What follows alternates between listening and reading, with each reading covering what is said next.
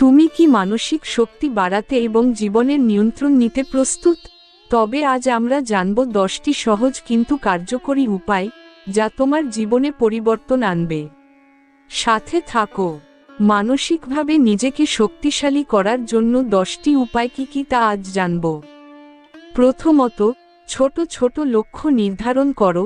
প্রতিদিন এমন কিছু লক্ষ্য রাখো যা সহজে অর্জন করা সম্ভব এবং সেগুলো পূরণ করো।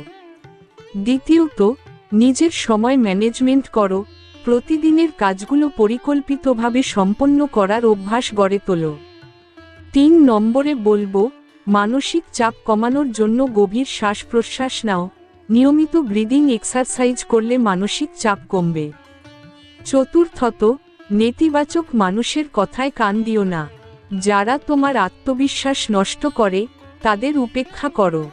পঞ্চমত, নিজেকে শেখার জন্য প্রস্তুত রাখো। নতুন কিছু শেখার জন্য সবসময় আগ্রহী হও। 7 নম্বরে বলবো, বিনোদনের জন্য সময় বের করো। হাসির সিনেমা, গান বা প্রিয় শখে সময় দাও। তারপর বলবো, স্বাস্থ্যকর খাবার খাওয়ার অভ্যাস করো।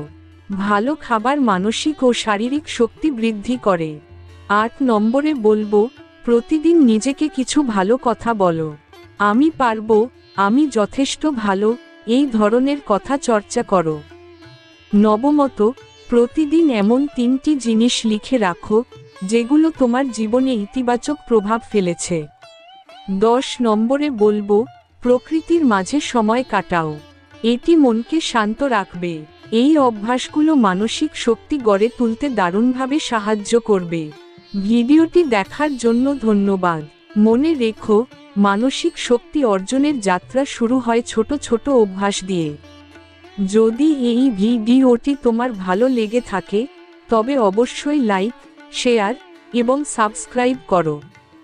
আবার দেখা হবে পরের ভিডিওতে। ধন্যবাদ।